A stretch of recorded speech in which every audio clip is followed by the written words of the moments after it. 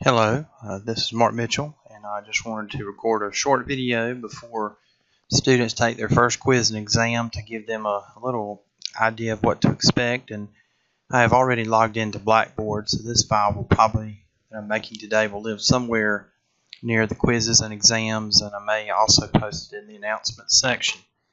But I just want to give you a few example questions, and also, while we're here in Blackboard, I wanted to go to the e-text and show you some additional examples of questions that would be helpful to look over before the exam, in addition to what we see in the Learn Smarts. But at the end of every chapter, for example, I'm going to do that here now.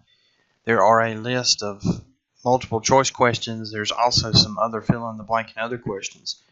But these are also very good to let you know what you should really study. These are after the reading. Of course, you need to make sure that you read your textbook. That would be a great way to study and doing your Learn Smarts. And if you're in a traditional section, of course, coming to class. But you can see here there's good definition term questions such as number 1. There are names that you should know such as number 2 and number 3. But that's an additional source to check out. I also had some questions that I wanted to share with you today, and so again, these are just to help prepare you so that you're not shocked or surprised. The quizzes and exams are difficult. They're based on the reading, so again, spend a lot of time with that. But I just wanted to go over a couple of these in a little more detail. And as we can see here, this first one, the discipline of sociology was given its name by the French theorist. And, the way I would approach this question is to look for, names that you do remember reading versus those you don't.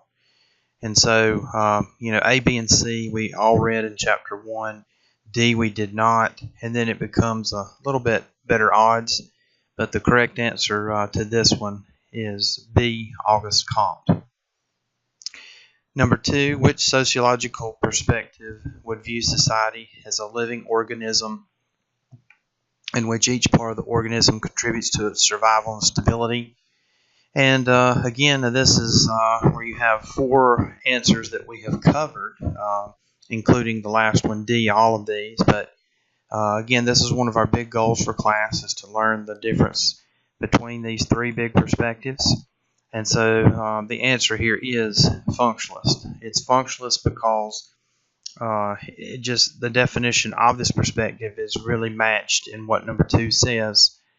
Number 2, we don't have any type of conflict or angst between 2 sides, so that eliminates option B. Option C, we don't have anything that denotes any type of given back and forth interaction, for example, to create and sustain reality. So C is out, and of course, if B and C can't be correct, then that eliminates D as well. All right, and my final example here today, which of the following terms is used to describe a systematic organized series of steps that ensures maximum objectivity and consistency in researching a problem? Again, we see a lot of things here that we actually have covered or read. You should have read in Chapter 1. But the answer that best fits that is, of course, A. So as you can see, just from these 3 questions and some of the others we spent a few moments on, you need to know definitions, these concepts that are bolded, that are at the end of the chapter, that'll be in your Learn Smart activities. You need to not necessarily memorize them, but have a good idea of what they mean when you see it on pen and paper or on the computer screen. You need to know those big 3 theories. That's here in number 2. And then, of course, there's individuals that we see in number 1, and then more of the terms in number 3. The difference between the quiz and exam is one's a little bit longer. One counts a little bit more. So they're both equally important for your overall grade. If you're really going to do well, you've got to maximize those points.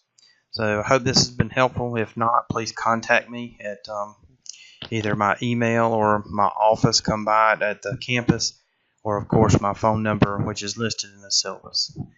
Thank you and have a good day.